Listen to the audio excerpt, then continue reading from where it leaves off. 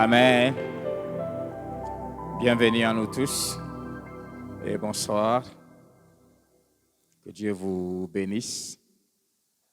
Je rends grâce à Dieu pour la présence de chacun de nous. Et je remercie le Seigneur qui ne cesse de nous témoigner son amour. Je bénis Dieu qui a permis que ce soir, nous ayons parmi nous un homme de Dieu digne de ce nom, un frère, un craignant Dieu, un bon enseignant. Il est ici à Lubumbashi pour une semaine. Pasteur, vous rentrez lundi? Lundi déjà. Et quand j'ai appris qu'il devait passer par ici, je lui ai dit, je te bloquerai pour les fils que les mercredis pour venir nous enseigner. C'est vraiment quelqu'un qui est de la famille Philadelphie et de l'église mère où nous venons nous tous. C'est le pasteur Alain Kitenge, il est pasteur de l'extension de la borne à Kitambo. Et la dernière fois où j'ai été prêché chez lui, ça remonte à, je crois 2 ans avant qu'on vienne ici. Et c'est lui qui va nous enseigner aujourd'hui. Il est pasteur de l'extension de la borne à Kitambo, torrent de vie. Une église qu'il a commencé, qui a grandi. Et j'aimerais que nous puissions vraiment écouter le Seigneur attentivement par lui et nous serons grandement bénis. Pendant qu'il avance, j'aimerais que nous puissions acclamer le Seigneur. Il a pris un peu du poids la dernière fois quand je l'ai laissé. Hein? Combien d'enfants? 2 filles et un garçon. Il est marié et père de 3 enfants, 2 filles et un garçon. Il a vraiment...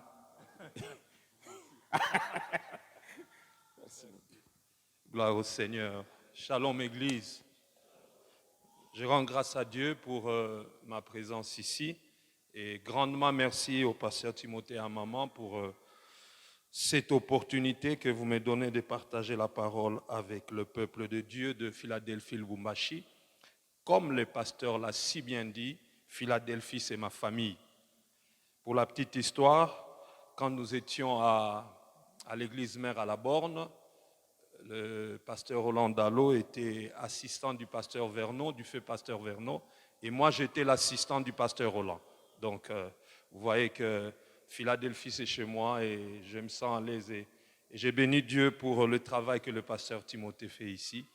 Et quand on m'a demandé de pouvoir passer ici, je n'ai pas hésité. Soyez bénis et surtout recevez les salutations de mon épouse et qui vous salue. Je crois que prochainement vous la verrez.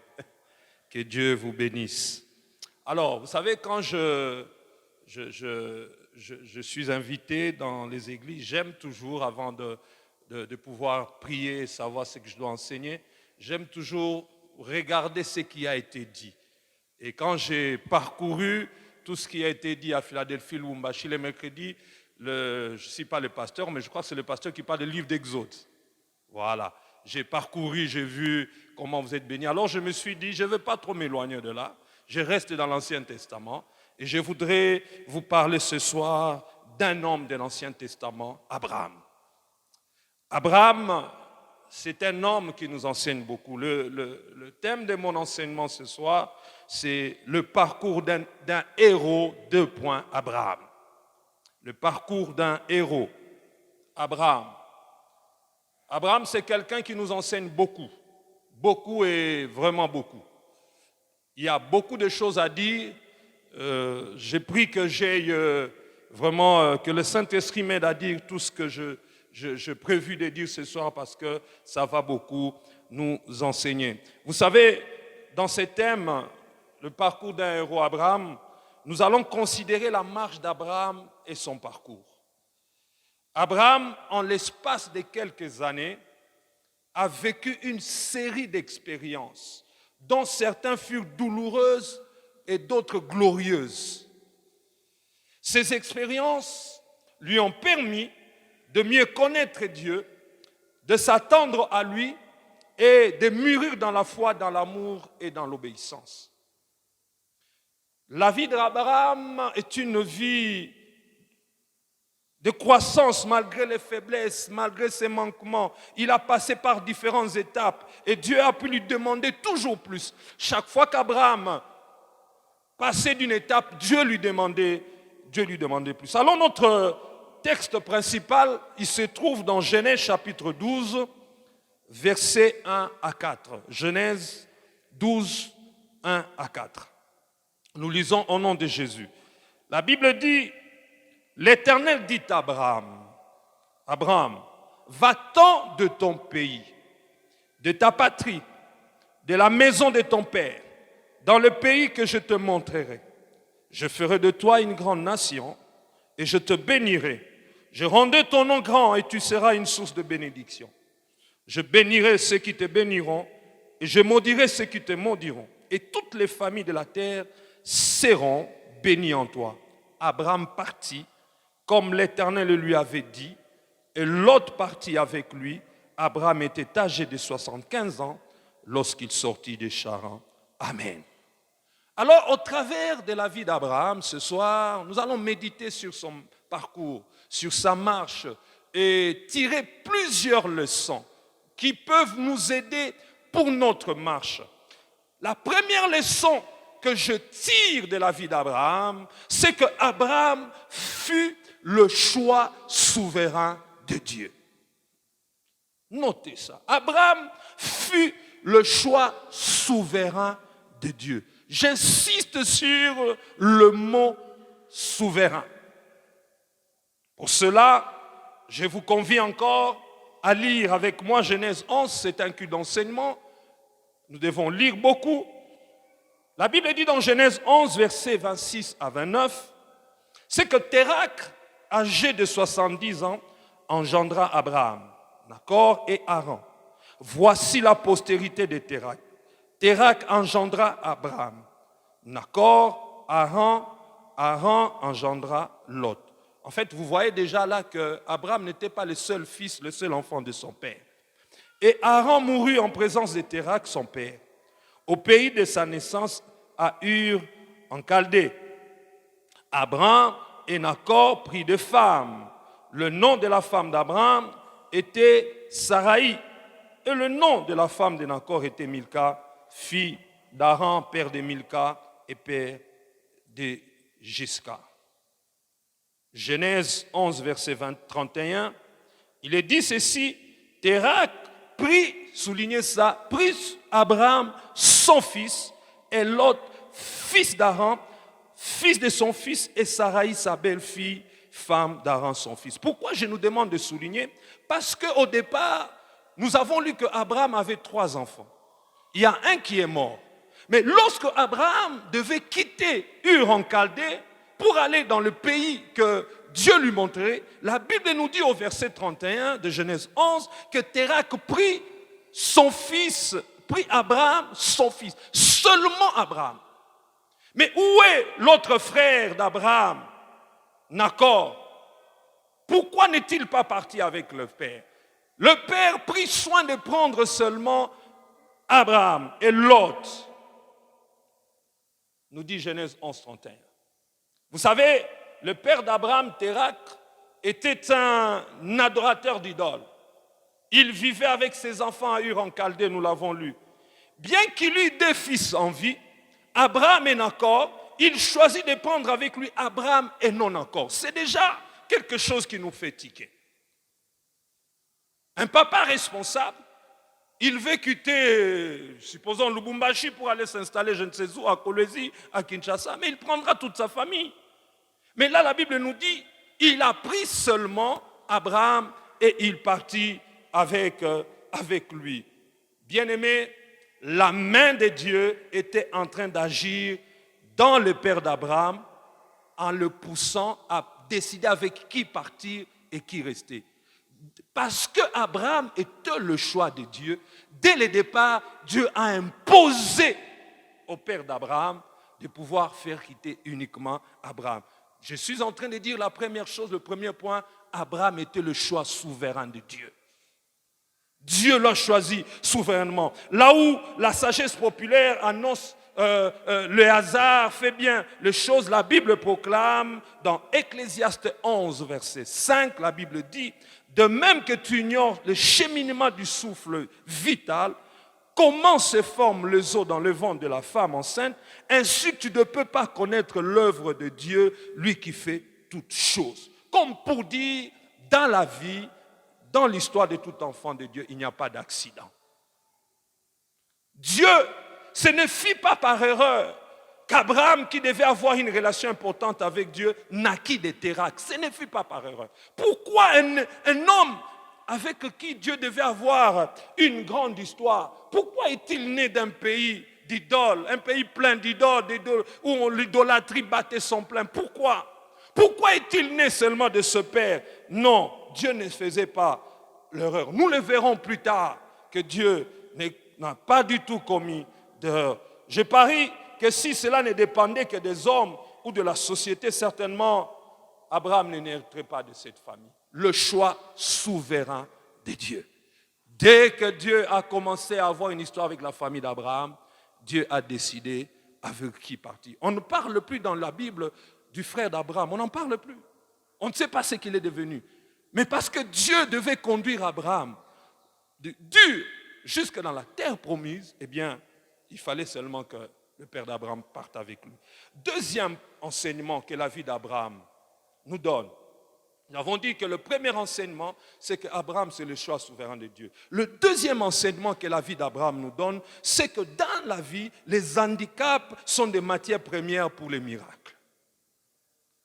Les handicaps sont des matières premières pour les grandes bénédictions. Ça, c'est ce que Dieu m'enseigne dans le parcours d'Abraham. Pourquoi je l'ai dit? Eh bien, avant que Dieu n'ait à traiter directement avec Abraham, Abraham avait un sérieux handicap. N'oubliez pas que plus tard, j'y reviendrai, Dieu dira à Abraham que je ferai de toi une grande nation. Mais avant même que Dieu n'ait à traiter avec lui, Abraham avait un grand handicap. La Bible dit, Saraï, sa femme, était stérile. Un homme avec qui Dieu avait promis une nation, de qui naîtrait une progéniture, eh bien, la Bible nous dit que sa femme était stérile. C'était un handicap. C'était un handicap. Étant donné que le plan de Dieu, qu'avait Dieu pour Abraham, avait trait à un fils, Dieu aurait pu dire, Abraham est des souches idolâtres, la femme d'Abraham est stérile, eh bien je vais choisir quelqu'un d'autre. C'est plus simple, quelqu'un qui a déjà des enfants. C'est plus simple, quelqu'un qui a déjà conduit et qui a déjà grandi dans une famille où il n'y a pas d'idolâtrie. Non, le Seigneur n'avait pas tenu compte de cela. Il vit qu'Abraham avait un problème très sérieux, il le savait bien, mais pourtant il le choisit. J'aime quand Dieu fait ce choix. J'aime quand Dieu choisit. Nous regardons aux apparences. Nous regardons à ce qui frappe. Nous regardons à ce qui brille. Mais Dieu, en fait, regarde à ce qui manque pour prouver vraiment qu'il est Dieu. Humainement parlant, si moi j'étais à la place de Dieu, je vais traiter avec un homme avec qui je veux qu'il devienne un père de multitudes. Je ne prendrai pas un couple stérile. Je prendrai un couple fertile. Je ne sais pas pour vous s'il en serait différent. Dieu s'était plus ou moins dit, je vais choisir celui qui a un grand handicap. Je vais ensuite utiliser son handicap comme base pour le bénir. C'est pour ça, frères et sœurs, laissez-moi ouvrir une parenthèse pour dire que ce que vous manquez, il ne faut jamais regretter ce que vous manquez. Ce qui vous manque là, ne le regrettez pas. Parce qu'il faut qu'il y ait un manque pour que Dieu prouve qu'il est Dieu. Dieu ne peut pas faire ce que les hommes font. Dieu ne peut pas agir comme les hommes agissent. J'ouvre une parenthèse pour donner mon petit témoignage. Vous savez, moi je suis d'ici, hein, je suis né à Kalemi, j'ai fait une partie de ma jeunesse ici à Lubumbashi. Mais je me suis converti en 1989. De ma naissance jusqu'à ma conversion, je souffrais d'une épilepsie, pasteur. Je ne sais pas, peut-être à Philadelphie, j'en avais parlé une fois, à Kinshasa. Je souffrais d'une épilepsie. Alors j'ai été élevé par ma grand-mère. Ma grand-mère a tout fait. Nous sommes allés dans beaucoup de villages ici, à Dilolo, à Kolwezi. On allait partout pour chercher une féticheur. Quand vous regardez, bon, comme le pasteur a dit, j'ai quand même pris du poids. Mais quand j'étais maigre, c'était visible. J'ai des tatouages partout ici. Un jour même, je me souviens la dernière fois, on m'a amené chez une féticheur, c'était à Sandoa, je crois. La dame a pris une gilette neuve. Elle a pris la poussière de la braise. Elle a pris l'huile de palme qu'elle a chauffée et elle a ajouté du sel. Pour me mettre là, elle dit à ma grand-mère, cette fois-ci c'est la dernière, c'est la meilleure des solutions. Votre petit-fils sera guéri. Je n'ai jamais été guéri. Pendant tout ce temps-là, souffrant d'épilepsie. Et quand je me suis converti, j'ai commencé par servir à la borne au protocole, au service d'accueil. Alors un jour, il arrivait que je pique des crises. Mais je me suis révolté. Je me suis dit non. La Bible dit que par ces meurtrissures, il y a la guérison. La Bible, ce n'est pas un livre d'histoire.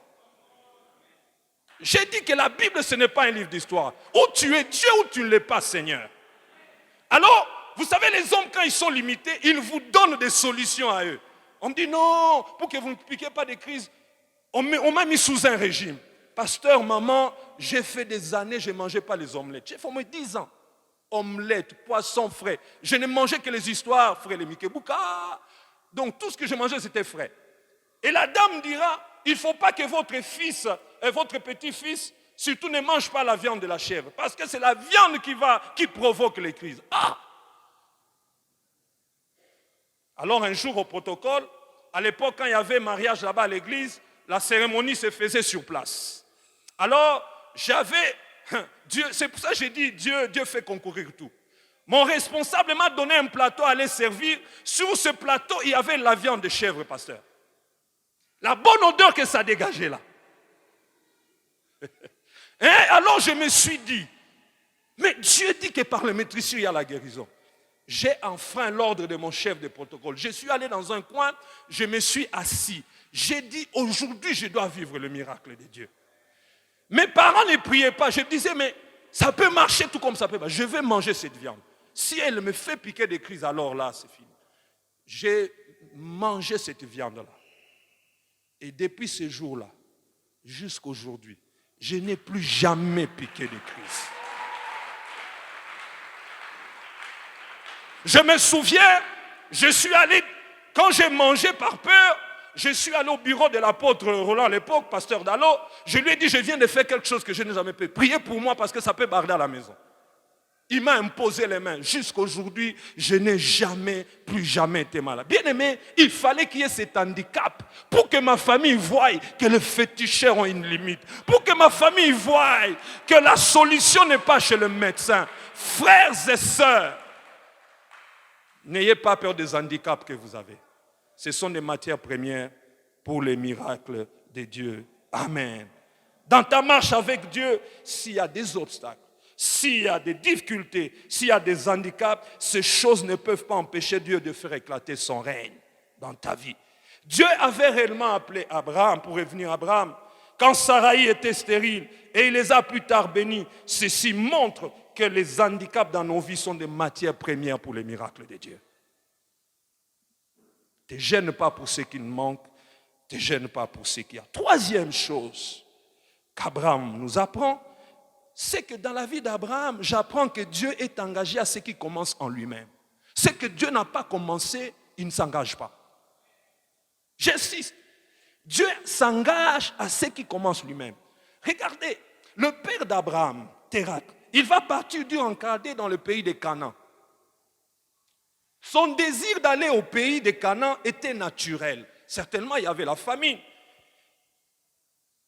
Alors, s'il lui avait été permis de réaliser sa pensée, Abraham serait entré en Canaan par l'aide de son père. Il aurait amené son père, il serait parti par son père, par les canaux de son père. Il n'y aurait eu aucun engagement de Dieu concernant sa présence dans ce pays. Bien-aimés dans le Seigneur, notez ceci. Pour que les choses soient selon Dieu, il faut qu'il soit celui qui les planifie et qu'il faut qu'il soit celui qui en est l'origine. Pour que Dieu entre dans une chose, il doit en être le planificateur. Dieu doit être à l'origine. Les choses doivent être faites selon son plan. Eh bien, Dieu va s'engager, nous l'avons lu, que le père d'Abraham meurt avant même qu'ils arrivent là où ils partaient. C'est le père d'Abraham qui a sorti Abraham. Mais en mi-chemin, pendant le parcours, le père d'Abraham va mourir. On dira, oh non, tout a été planifié par Dieu. Dieu savait que si ce papa-là fait entrer son fils, Abraham il serait entré par son père. Oh, moi j'ai une histoire avec Abraham. Il faut que ça s'arrête là pour que moi je commence. J'aime Dieu. J'aime Dieu. C'est pour ça, il y a certaines des affaires, de vos affaires qui s'arrêtent, vous pleurez. Non, Dieu s'arrête pour que lui-même soit maintenant l'auteur de ça. Le père d'Abraham va mourir. La mort du père d'Abraham a conduit Abraham à avoir maintenant une relation personnelle avec Dieu. Dieu s'est arrangé que le papa ne soit plus pour que maintenant Abraham traite avec lui. C'est pour ça dans la vie, il ne faut pas forcer les choses. Quand les choses ne marchent pas, ne forcez pas. Vous ne savez pas ce que Dieu est en train de faire. Parce que les portes de Dieu, on les ouvre, on ne les force pas. En tout cas, moi, je ne suis pas de ceux qui croient qu'il faut tout le temps arracher. Non, il y a des choses pour lesquelles Dieu a prévu pour nous. Dieu a prévu. Bien-aimé, dans ta marche avec Dieu, dans ton parcours chrétien, toutes les séparations ne sont pas à regretter. Est-ce que vous m'entendez? Il y a des séparations qui te font entrer dans ta destinée. Ma soeur, il y a des relations de fiançailles qu'il ne faut pas regretter. Toutes les relations, toutes les séparations, il y a des séparations qui valent la peine. Parce qu'elles te font entrer dans sa destinée. Ils te font entrer dans le plan de Dieu. 1 Samuel 16, j'y reviendrai tout à l'heure sur ce point. 1 Samuel 16, verset 4 dit, l'Éternel dit à Samuel, quand cesseras-tu de pleurer sur Saül? Je l'aurai jeté afin qu'il ne règne plus sur Israël. Remplis ta corne d'huile et va. Je t'enverrai chez Isaïe, Bethlémite, car j'ai vu parmi ses fils celui que je désire pour roi. Dieu veut que nous entrions dans notre destinée sans béquille. Voilà pourquoi des fois il casse certaines choses. Il permet que Térac puisse mourir. Dieu veut faire éclater son règne sans le concours de quelqu'un. Moi, quand je me suis marié, pasteur, nous nous sommes mariés avec mon épouse, c'était en 1998. En août 1998.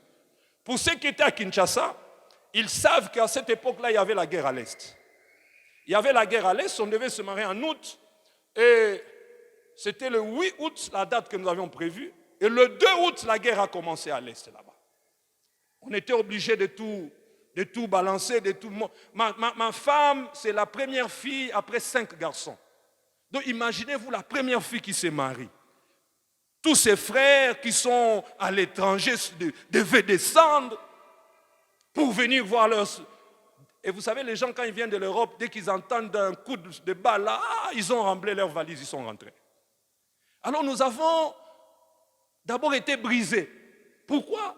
Parce que tous ceux qui étaient comme invités n'étaient plus là. Et à l'époque, c'est un peu comme aujourd'hui, je pense, les cultes avaient commencé même à 14h. La fête devait se terminer à 19h parce qu'il y avait un couvre-feu. Et tellement nous avions compté sur les gens. À cette époque-là, j'étais le responsable de la jeunesse de la bande. Nous avions dit, en tant que responsable de la jeunesse, je disais à mon fiancé, ma femme à l'époque, je dis, mais en tout cas, on aura beaucoup de cadeaux. Hein? Tous ces parents-là, dont j'encadre leurs enfants, bien aimé, Dieu nous a brisés.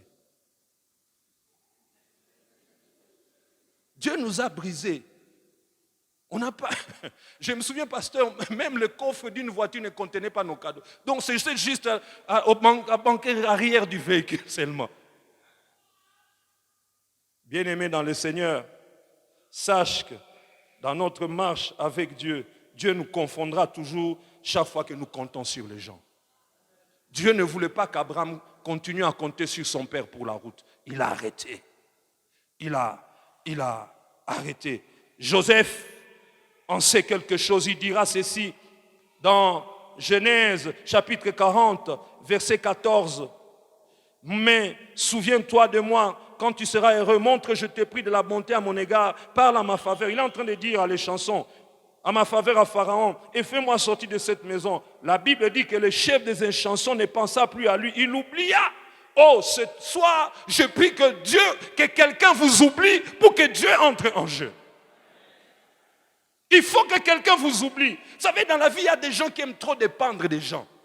Vous voulez toujours dépendre des gens. Vous ne savez rien faire, surtout avec le nouveau gouvernement. Ah, vous commencez à savoir, je connais qui. Maudit soit quiconque se confie dans l'homme. Dieu a arrêté le père d'Abraham pour que désormais, il y a des séparations qui sont importantes dans ta vie. Dans ta vie.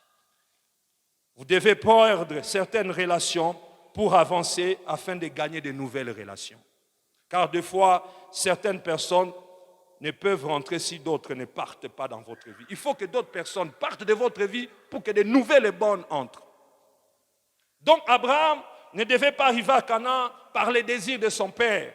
Son père mort en chemin, Dieu maintenant entre en jeu. J'insiste à noter ceci, frères et sœurs, pour que Dieu s'engage en tant que Dieu à quelque chose, il faut qu'il soit un, celui qui ait conçu la chose, deux, celui qui l'ait planifié, trois, celui qui ait choisi les méthodes par lesquelles elle sera accomplie. Et vous savez, en termes de méthode, donc il faut que Dieu ait conçu, il faut que Dieu ait planifié, et il faut que Dieu ait choisi les méthodes. C'est comme ça que ça marche avec Dieu.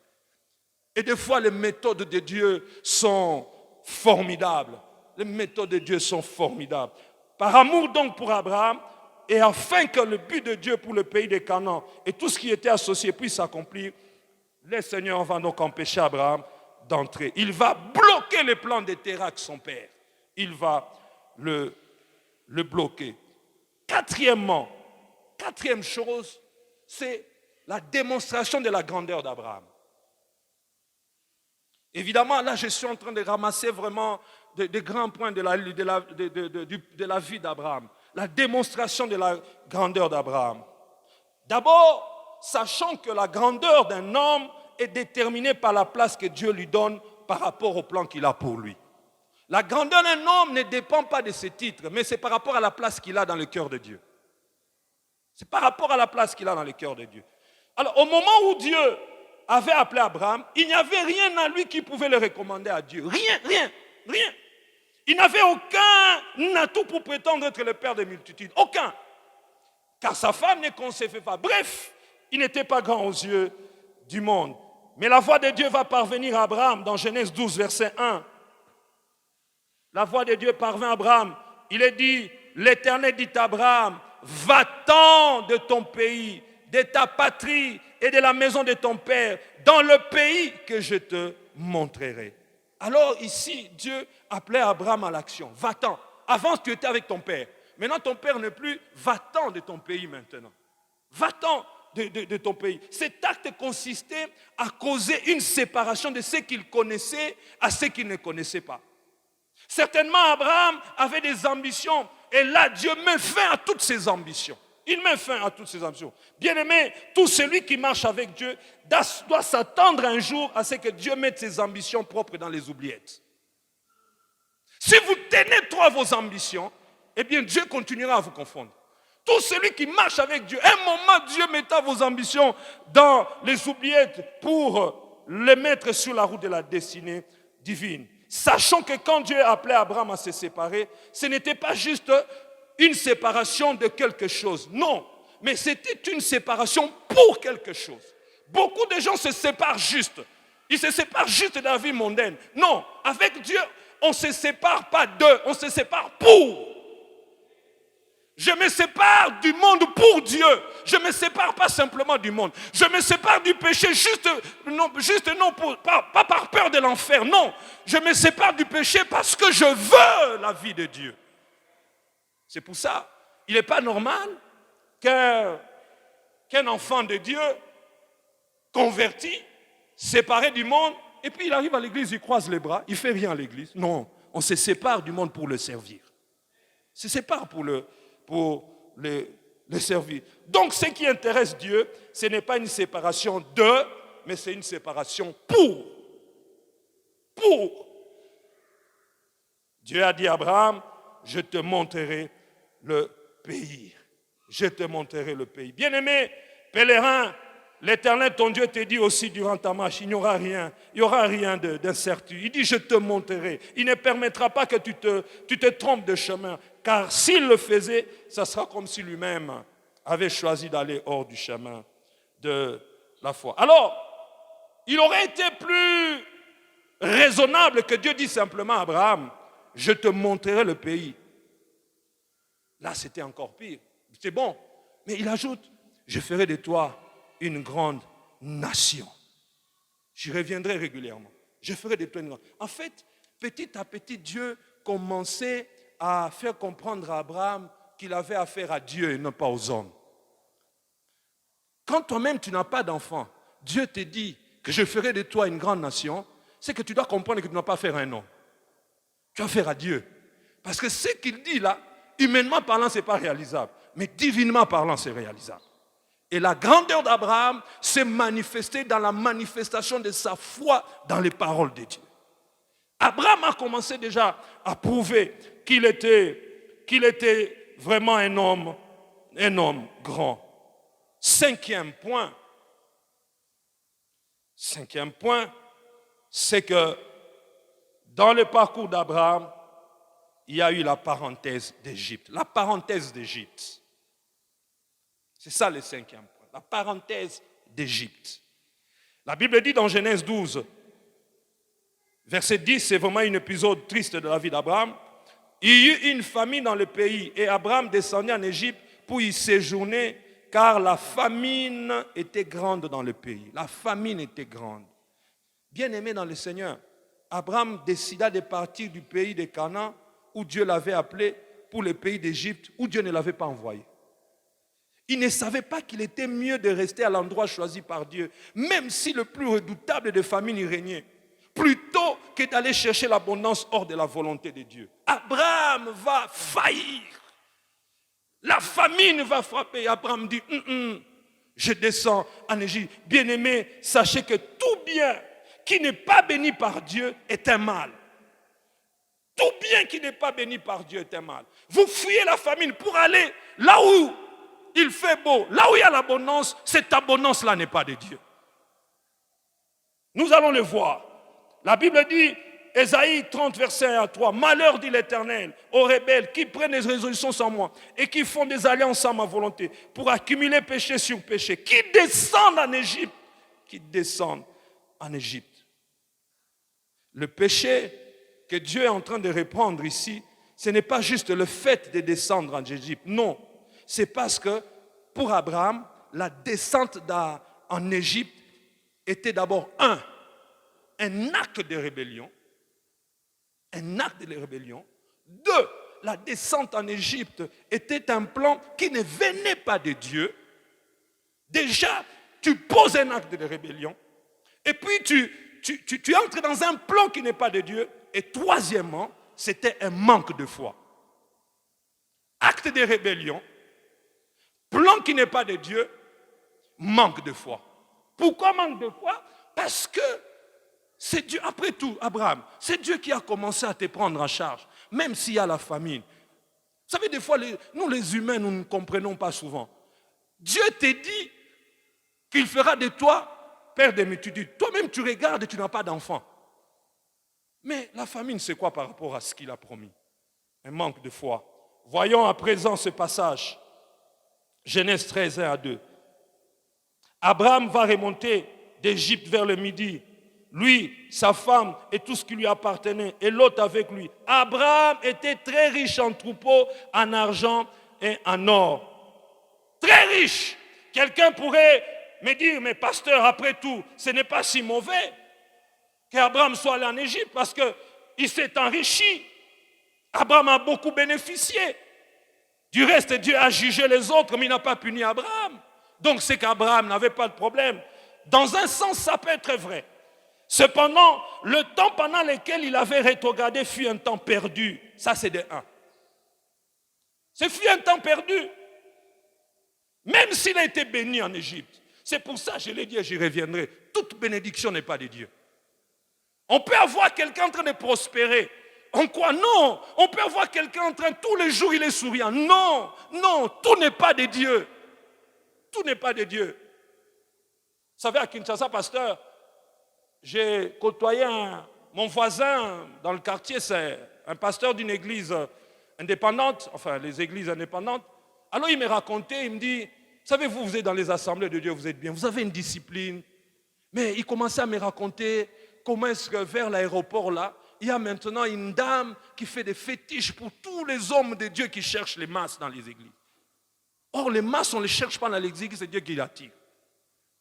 Et il dit, vous verrez des grandes églises comme ça, vous verrez, oh, le ministère est fort. Alors que vous ne savez pas d'où il tire tout ça. Bien-aimés dans le Seigneur, j'insiste, je vous le rappelle parce que vous le savez. Toute bénédiction que vous voyez n'est pas de Dieu. Tout ne vient pas de Dieu. La Bible dit par contre, la bénédiction de l'Éternel enrichit. Elle n'est suivie d'aucun chagrin. D'aucun chagrin. Donc je disais, premièrement, la descente en Égypte a été un temps perdu pour Abraham. Deuxièmement, pendant qu'Abraham était en Égypte, Dieu ne parla pas toute cette période-là. Dieu ne lui parla pas. Vous lisez. Je vous recommande vraiment de bien méditer Genèse 12, 13. Vous verrez pendant tout le temps où Abraham était en Égypte, c'était silence radio de la part de Dieu. Dieu ne lui parlait pas. Dieu ne lui disait plus rien. Non seulement qu'il a perdu du temps, mais il a perdu la communion avec Dieu. Il a perdu la communion avec Dieu. Ah là là là là. Malgré sa prospérité. Troisièmement, Abraham qui était un habitué, un constructeur d'hôtels, Abraham pendant tout ce temps, il ne bâtit aucun hôtel pendant tout ce séjour en Égypte. En d'autres termes, il n'y avait plus de communion entre lui et Dieu. Bref, il y a eu rupture à deux niveaux.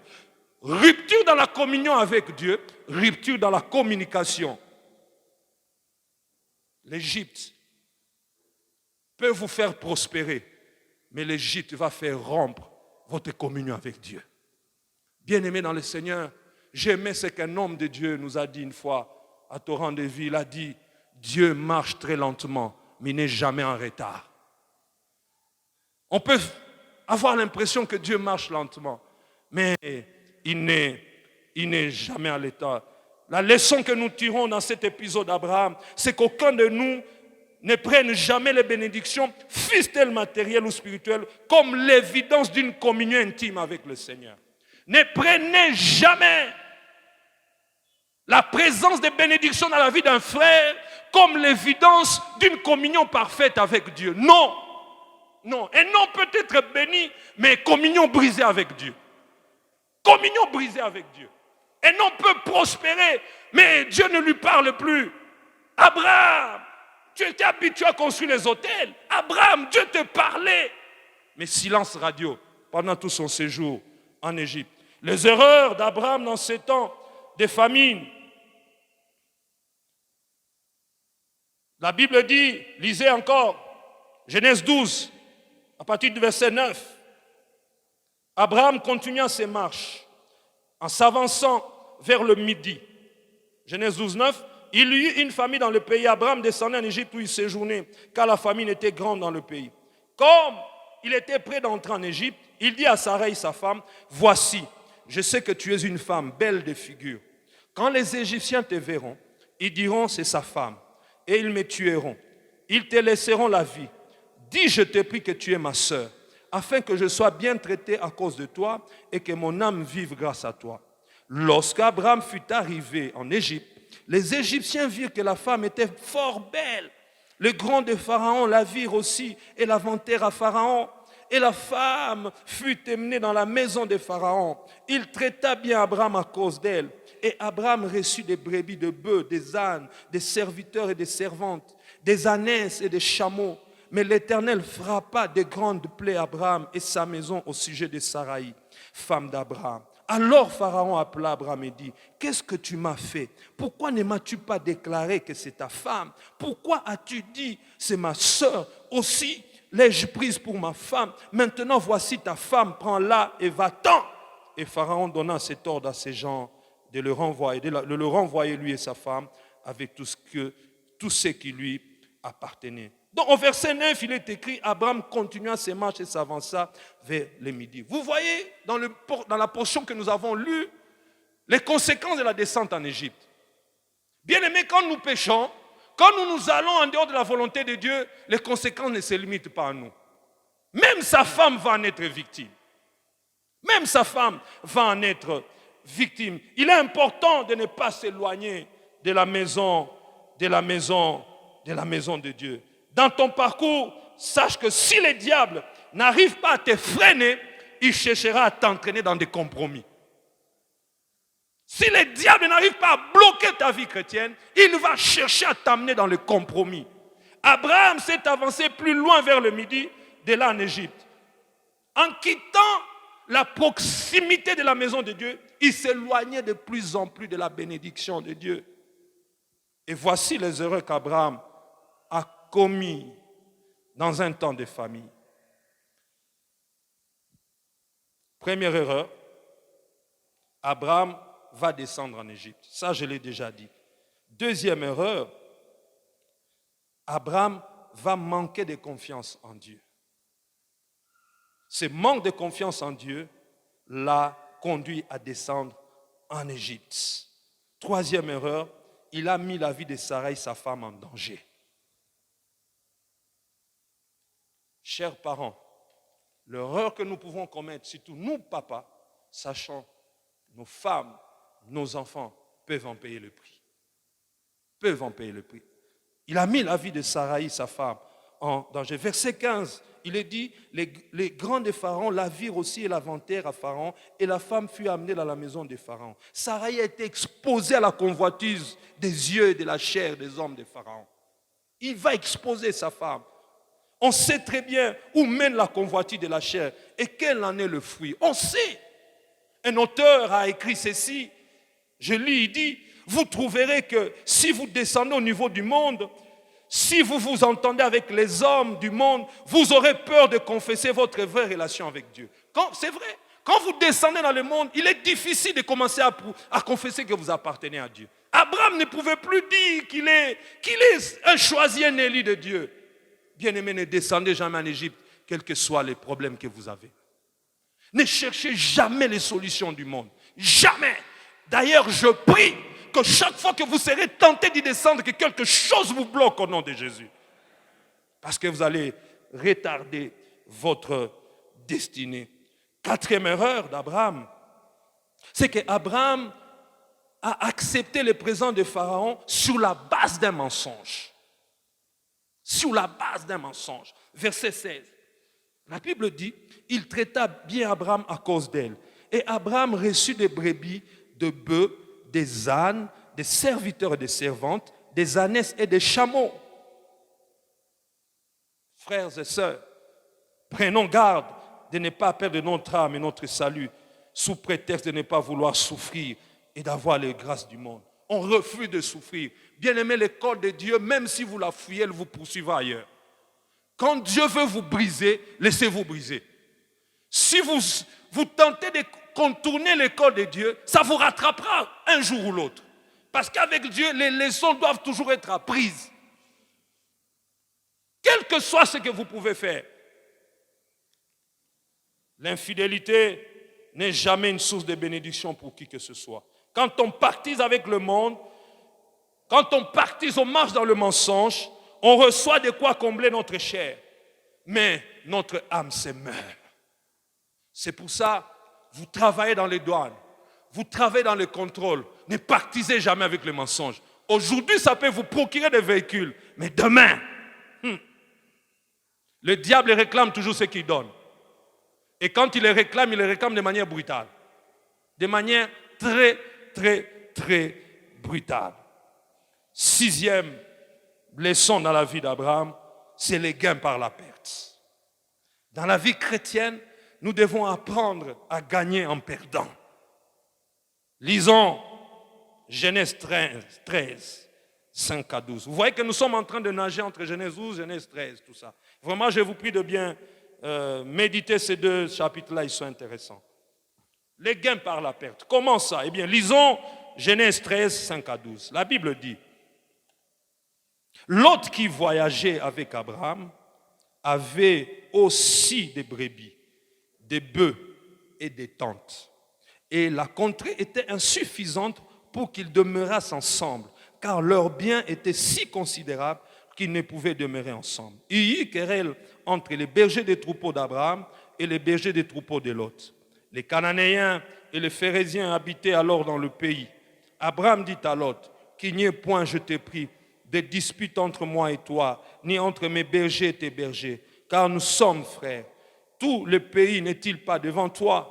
Sépare-toi donc de moi. Si tu vas à gauche, j'irai à droite. Si tu vas à droite, j'irai à gauche. Lot leva les yeux et vit toute la plaine du Jourdain qui était entièrement arrosée. Avant que l'Éternel eût détruit Sodome et Gomorrhe, c'était jusqu'à Tsoar comme un jardin de l'Éternel, comme le pays d'Égypte. Lot choisit pour lui toute la plaine du Jourdain et il s'avança vers l'Orient.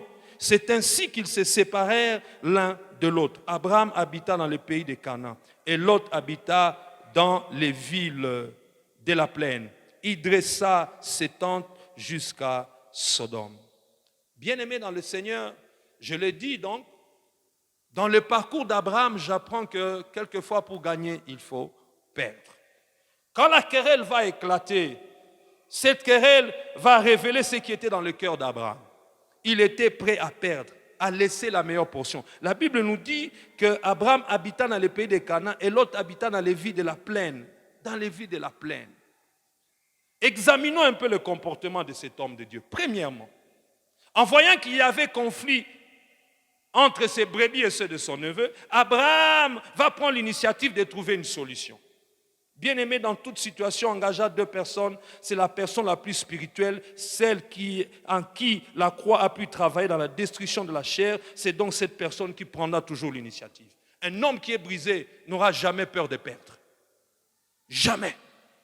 C'est lui qui va prendre l'initiative. Il dit, jamais. Celui qui est brisé, il n'aura jamais peur de perdre. Il dit non, pourquoi devons-nous nous comparer? Eh bien, trouvons une solution. Les hommes spirituels sont toujours des réponses pour les problèmes. Les hommes spirituels sont toujours des réponses pour les problèmes. Deuxièmement, Abraham va laisser l'autre avoir la première possibilité de choix. Les hommes spirituels, ils ne tremblent pas. Ça me rappelle ces deux femmes avec cet enfant devant Salomon, n'est-ce pas? C'est devant Salomon, non? Vous lisez la Bible, c'est devant Salomon, non?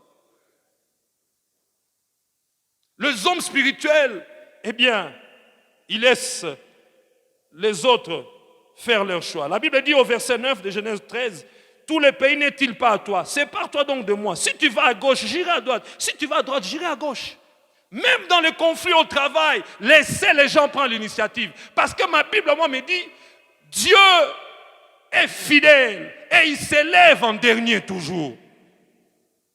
Il s'élève en dernier. Abraham était l'aîné et l'autre avait acquis toutes ses richesses à travers lui, n'est-ce pas? C'est Abraham qui était son oncle. Et même tout ce que l'autre avait là, c'était grâce à Abraham. Il aurait pu dire avec raison, je vais exercer mes droits d'oncle. Je vais exercer mes droits d'aîné. Il n'est que mon neveu après tout. Non, Abraham n'a pas réfléchi comme ça. Il a abandonné ses droits à l'autre. Oui, la plus grande personne abandonne ses droits et ses privilèges. Elle donne plus d'amour et de service. Un homme grand sert plus que ne réclame ses droits. Sert, apprenons quelquefois, frères et sœurs, dans la vie, à accepter de perdre, même si nous sommes dans nos droits. Est-ce que je parle à quelqu'un ce soir? Acceptez de perdre, même si vous êtes dans vos droits. J'appelle ça donc le gain par la perte. Abraham a dit, non, prends ce que tu prendras. Prends les meilleurs. Prends les meilleurs. Mais moi, je me contenterai de prendre le reste.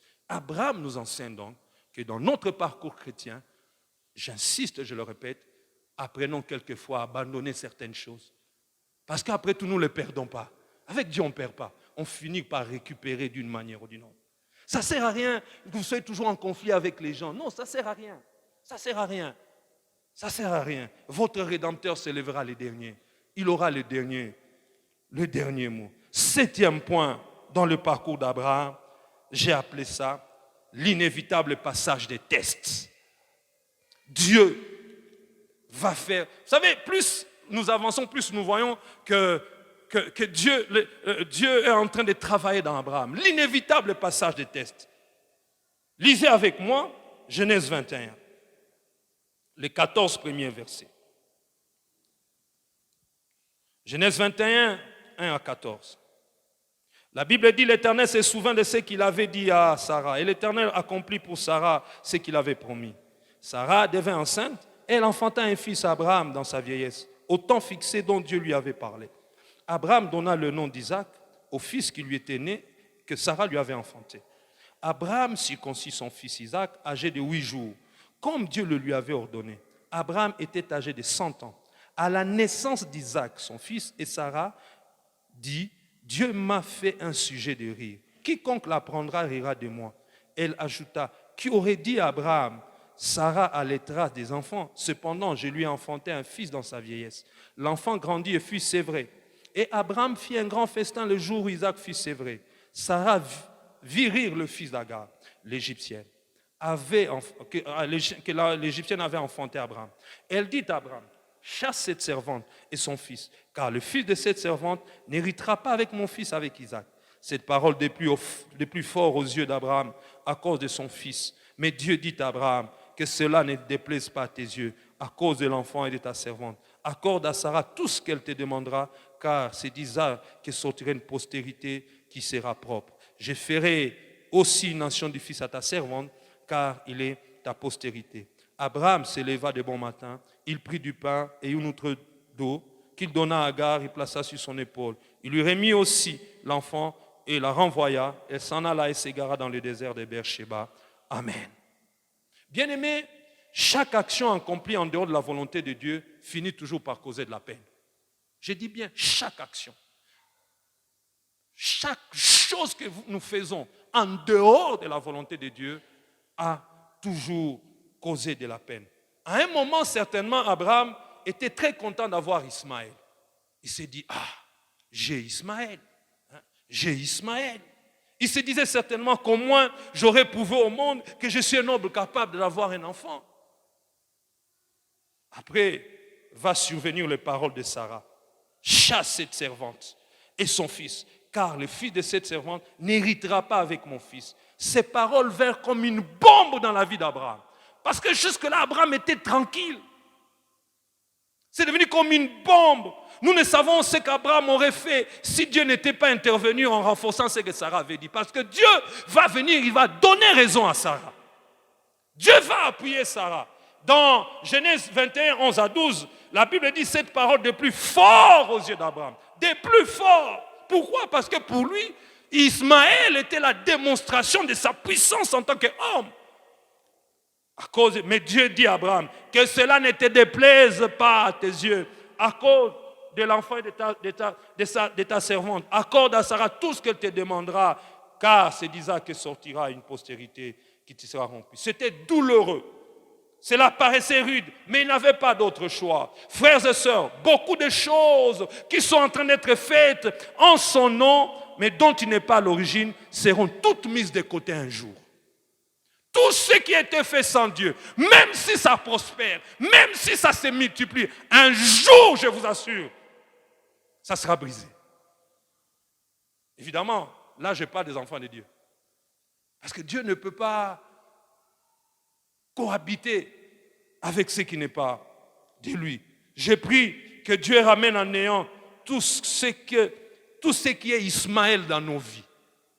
Je le prie. Je prie que Dieu anéantisse tout ce qui est Ismaël dans nos vies. Le renvoi d'Ismaël est un grand test pour Abraham. Abraham va connaître 2 tests. C'est le premier test. Le renvoi d'Ismaël. Parce qu'il aimait ses garçons. Dans ces tests, gloire à Dieu, Abraham va sortir vainqueur. Alléluia. La Bible dit au verset 14 de Genèse 21. Abraham se leva de bon matin, il prit du pain et une autre d'eau qu'il donna à Agar et plaça sur son épaule. Il lui remit aussi l'enfant et la renvoya et s'en alla et s'égara dans le désert de Beersheba. Bien-aimé, la question que je nous pose ce soir dans ce culte d'enseignement, sommes-nous prêts à laisser tomber quelque chose qui a bien évolué, dont nous nous rendons finalement compte que ce n'était pas avec Dieu qu'on a commencé? Est-ce que nous sommes prêts à laisser abandonner quelque chose qui a prospéré, quelque chose qui a grandi? Ismaël avait grandi.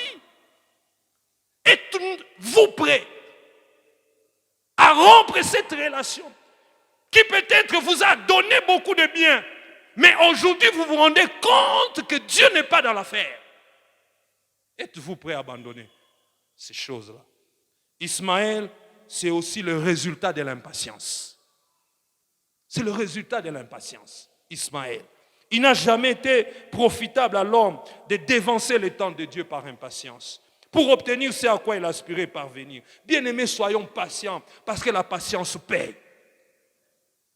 La patience paye. Dans l'avion, je lisais l'histoire de cet évangéliste qui avait un orphelinat. Et il est arrivé un jour le matin, peut-être plusieurs connaissent l'histoire. L'orphelinat n'avait plus de pain. Il n'y avait plus de pain pour les enfants. Il n'y en avait plus. Il n'y en avait plus. Et tout autour, c'était un dimanche, les boulangeries étaient fermées. Et l'évangéliste dit, mais c'est toi, il priait, il dit, Dieu, c'est toi qui m'as donné cette vision. C'est toi qui m'as donné cette vision. Comment ces enfants vont mourir de faim? Comment? Il va prier, Dieu va lui dire, Dieu va rien lui dire, il va lui donner seulement la paix. Mais ses collaborateurs vont commencer à chercher, il faut qu'on trouve des solutions. Juste au moment où il s'inquiétait, un grand camion d'une boulangerie qui allait livrer du pain quelque part a connu une panne juste devant l'orphelinat.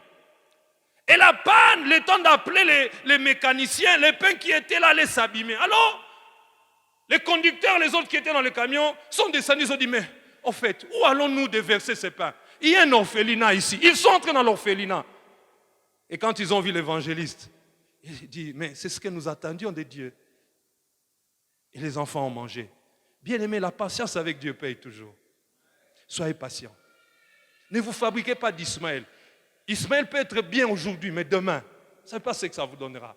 Ismaël peut être bien aujourd'hui pour vous, mais pour vos enfants, vous ne savez pas ce que ça fera. Vous ne savez pas. Vous allez mourir, vous allez laisser des guerres entre enfants parce qu'Ismaël est venu. Soyez patients. Soyons patients, s'il vous plaît. Savoir attendre le temps de Dieu, c'est la clé de la foi et le résultat sera une grande source de bénédiction. Grande source de bénédiction. Verset 4. Il alla vers Agar et devint enceinte car elle se vit enceinte, regarda avec maîtresse tout ça. Agar est devenue une mère porteuse avant l'heure. Agar a eu un comportement opposé à celui de Sarai. J'ai dit, Ismaël, c'est le fruit amer de l'impatience et de la précipitation. De l'impatience et de la précipitation. Genèse 22, deuxième test. Genèse 22, verset 1 à 2, je commence à atterrir. Je crois que je peux m'arrêter quelque part là. Genèse 22, 1 à 2. La Bible dit, après ces choses, après quoi? Après cet épisode avec Agar, Dieu mit Abraham à l'épreuve et lui dit, Abraham, et il répondit, me voici. Dieu dit, prends ton fils, ton unique, celui que tu aimes, Isaac, va-t'en au pays de Morija, et là, offre-le en holocauste sur l'une des montagnes que je te dirai. Bien-aimés dans le Seigneur, si vous êtes enfant de Dieu, j'aimerais vous dire que Dieu teste constamment les gens en vue de leur promotion. Dieu nous teste toujours en vue de notre promotion. Ceux qui réussissent sont promus. Alors ceux qui échouent ratent et ils stagnent là. Ils font du surplace.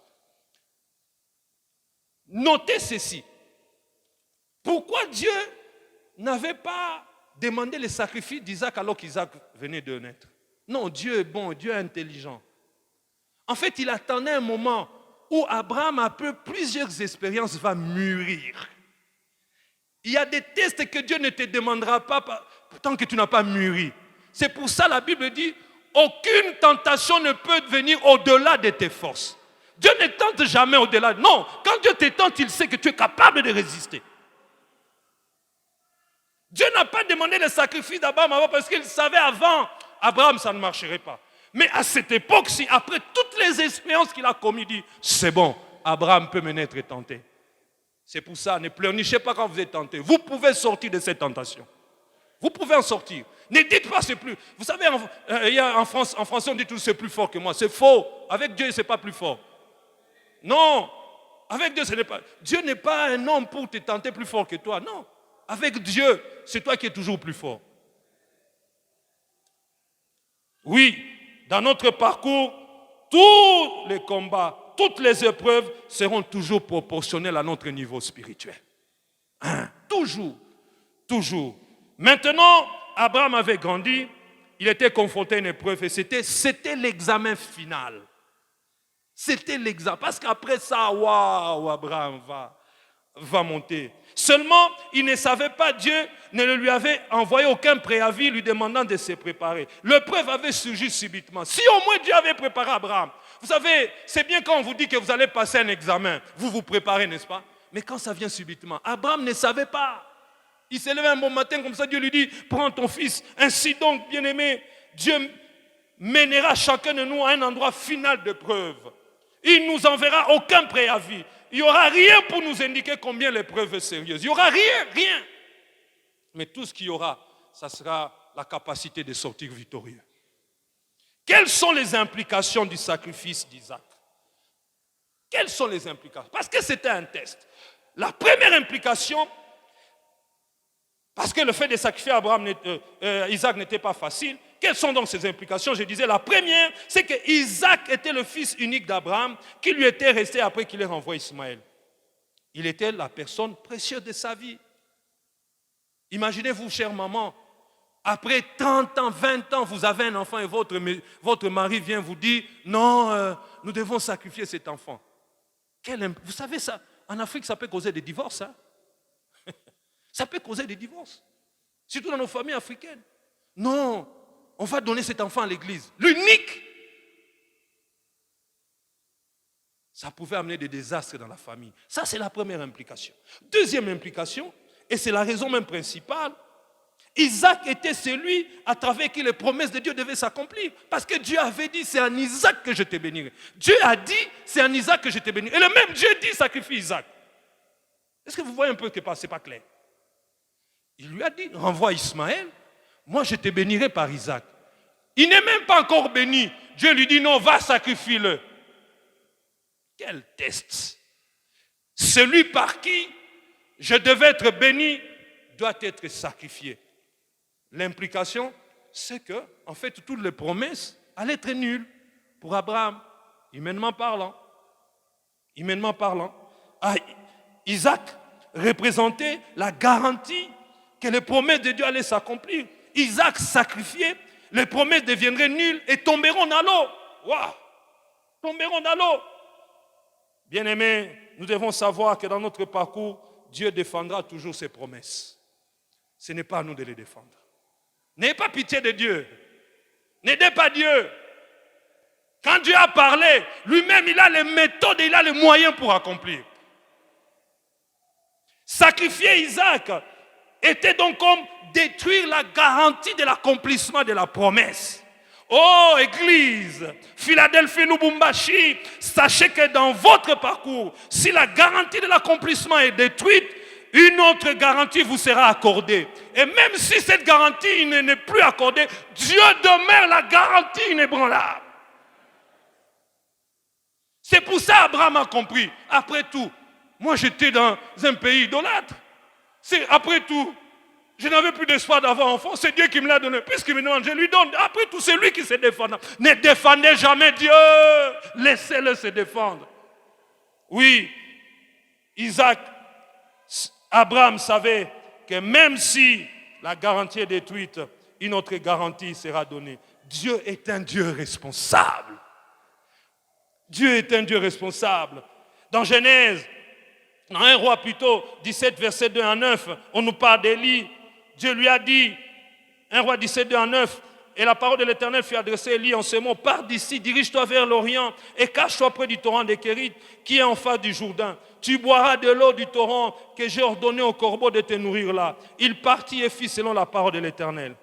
Il alla s'établir près du torrent de Kérith qui était en face du Jourdain. Le corbeau lui apportait du pain et de la viande le matin et du pain et de la viande le soir. Il buvait de l'eau du torrent. Mais au bout d'un certain temps, le torrent fut à sec. Qui avait envoyé le prophète là-bas?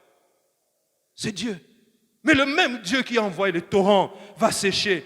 Il n'y avait point d'eau. Alors la parole de l'Éternel fut adressée en ces mots. Lève-toi, Sarepta, demeure là. J'ai ordonné à une veuve de te nourrir. Quand le torrent sèche, Dieu suscite une veuve.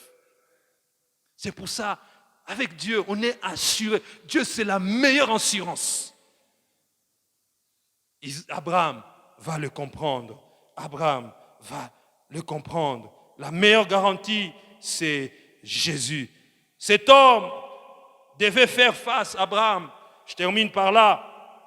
Abraham devait faire face, premièrement, à ces dilemmes.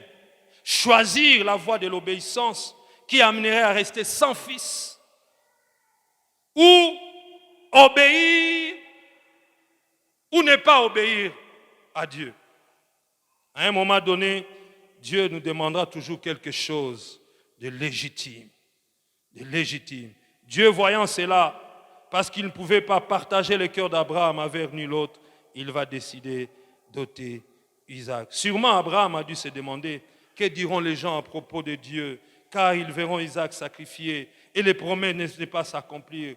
Il a donc fait de tout ça. Il a fait fi de tout ça parce qu'il a choisi la voie la meilleure. Il a choisi d'obéir avant tout à Dieu, plutôt qu'à d'autres personnes. Bien-aimés, je termine en nous disant, frères et sœurs, le plus important pour Dieu, c'est de nous voir le mettre en premier avant tout, avant même les services, avant même quoi que ce soit. Abraham, le parcours d'Abraham, il est long, il est très long. Mais ce soir, j'ai voulu prendre quelques points qui, je pense, peuvent enseigner notre marche chrétienne. Abraham va gagner non seulement une place dans le cœur de Dieu après cette obéissance, mais il va aussi gagner les promesses en plus. Remarquez, il est dit ceci, vous pouvez lire Genèse 22, vers le verset 15 à 18, quelque part Dieu va lui dire, et ta postérité possédera tes ennemis. Cette promesse avant Dieu ne l'avait pas fait. Il l'a ajoutée après le test. Il l'a ajoutée après le test. Il y a des choses que Dieu vous ajoute après un acte d'obéissance. Pourtant, les promesses étaient, mais celle-ci-là, de sceller la porte de ses ennemis, il ne l'avait pas. Mais parce qu'il a obéi, eh bien, Dieu a ajouté un bonus. Le défi de l'attente était grand. Et quand nous relevons ces défis, Dieu nous ajoute toujours un plus. Qu'Abraham nous serve d'exemple. C'est-à-dire, ne descendons pas en Égypte, même quand tout ne va pas. Qu'Abraham nous serve d'exemple. Ne marchons pas dans le compromis. Qu'Abraham nous serve d'exemple, que nous ayons toujours foi en Dieu. Qu'Abraham, frères et sœurs, nous serve d'exemple de toujours commencer avec Dieu, de ne jamais mettre Dieu au milieu. Non, commencer toujours avec Dieu. Qu'Abraham nous enseigne encore ce soir que tout ce que nous avons venant de Dieu, Dieu peut nous le demander d'une manière ou d'une autre, peu importe. Ce qui importe, c'est sa sécurité qui vaut plus que toute chose. Que Dieu bénisse l'Église ce soir. Amen.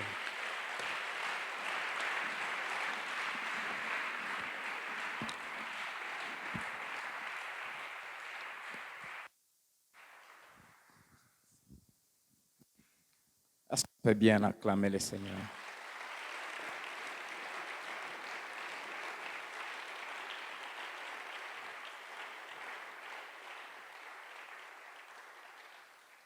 Que Dieu soit béni. Merci beaucoup, pasteur. J'aimerais nous rappeler 4 choses qui ont vraiment retenu mon attention. La première, ton handicap, mon handicap, est une matière première de Dieu. Je ne sais pas qu'est-ce que tu manques. Je ne sais pas quel déficit tu as. Dans un domaine, voire même un handicap réel, physique. Dieu peut s'en servir pour manifester sa gloire. Et si tel est ton cas, cesse de te plaindre de ce que tu manques. Rends grâce à Dieu. La deuxième chose qui m'a beaucoup marqué, Dieu ne bénit jamais la chose dont tu n'es pas l'auteur. Ce que tu es en train de faire, est-ce que c'est Dieu qui t'a demandé de le faire? Dieu n'entre jamais dans quelque chose qu'il n'a pas initié, qu'il n'a pas planifié et qui n'est pas fait selon ses méthodes à lui. Je nous en supplie, si tu t'es engagé dans quelque chose dont tu n'es pas sûr que Dieu est avec toi, arrête-toi.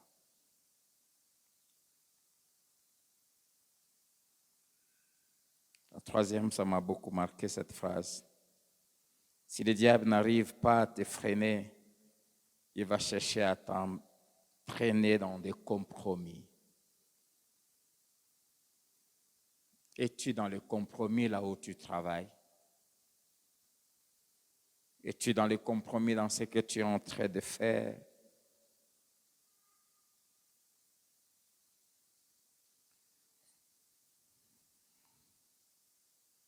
La dernière chose, c'est cette question que l'homme de Dieu nous a posée, poussé par l'Esprit. Sommes-nous prêts à abandonner quelque chose qui a grandi, mais dont nous savons que Dieu n'est pas l'auteur?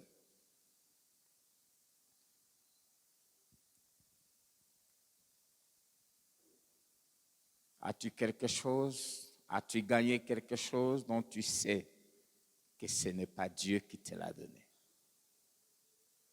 Cette chose a grandi, cette entreprise a évolué, mais tu es conscient, tu es consciente. Tu sais comment tu as acquis ça. Tu sais d'où ça vient. Tu sais qui avait financé ça. Par quel moyen tu avais eu ce financement qui t'a amené à créer cette structure, qui aujourd'hui ça te rapporte peut-être. Mais c'était en sortant avec le mari d'autrui que tu as eu ça. Tu sais. Est-ce que tu es prêt à abandonner ça?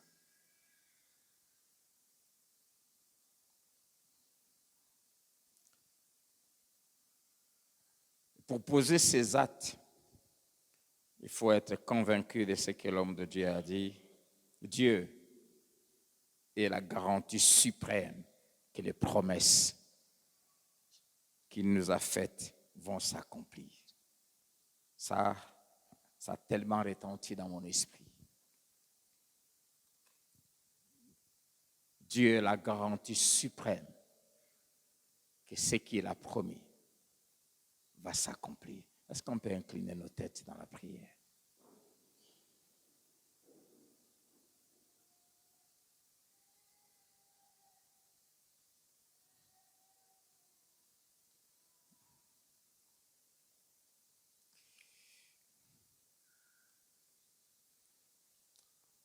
Si tu es concerné par ces choses, tu peux te lever, je vais prier avec toi et pour toi.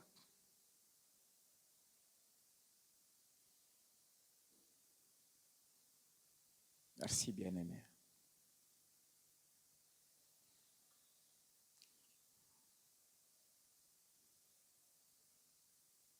Il y a quelqu'un ici qui fait face à certaines difficultés. Et tu commences à descendre en Égypte pour aller trouver des solutions.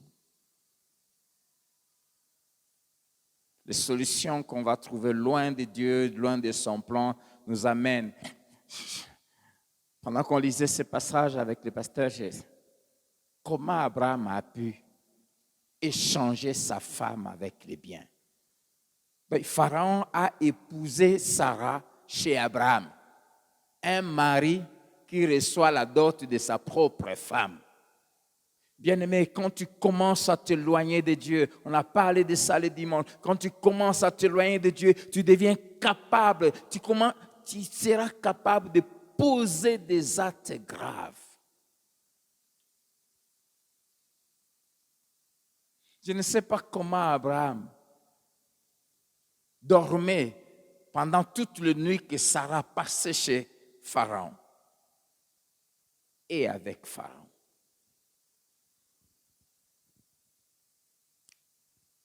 Et Abraham n'était pas... Parfois,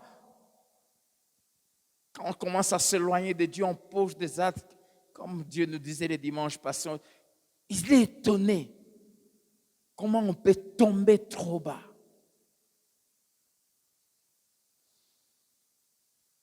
Relève-toi, je t'en supplie. Reviens. Quelqu'un ce soir doit imiter Abraham.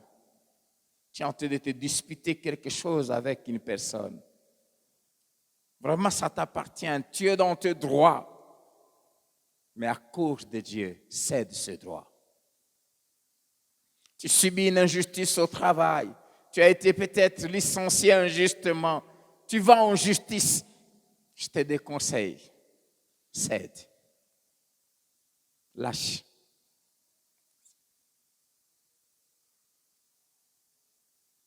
Lâche. Laisse ça.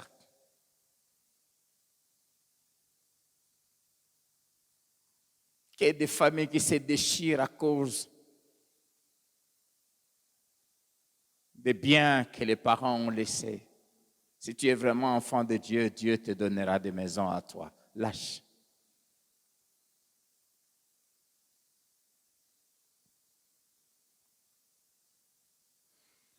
J'ai aimé cette phrase que le pasteur a dite ici. Les hommes spirituels sont toujours prêts à perdre. Qu'il y ait des couples qui dorment comme des covoisins, chacun le dos à l'autre parce que personne ne se prend l'initiative pour arranger. L'homme spirituel fera toujours le premier pas. Peux-tu faire ce premier pas? Peux-tu t'élever et dire à Dieu, Seigneur, je veux être un homme spirituel. Seigneur, merci de nous avoir parlé. Merci d'avoir touché là où nous en avions besoin. Merci de nous avoir enseigné.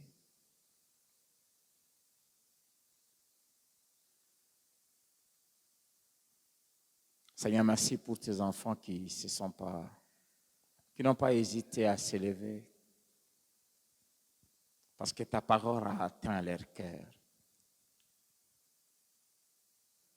Transforme nos vies.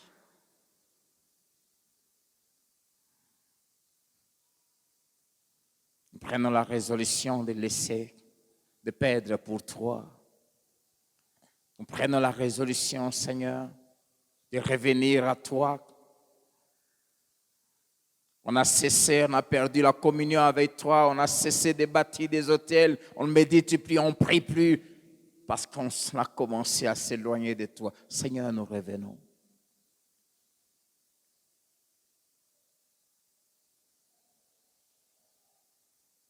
Seigneur, nous voulons nous attendre à toi et à toi seul. Nous refusons de compter sur les hommes. Nous voulons dépendre de toi et avoir nos yeux fixés sur toi et toi seul. Je prie, selon que tu as parlé à chacun de nous, que cette parole nous transforme et nous ramène vers le droit chemin.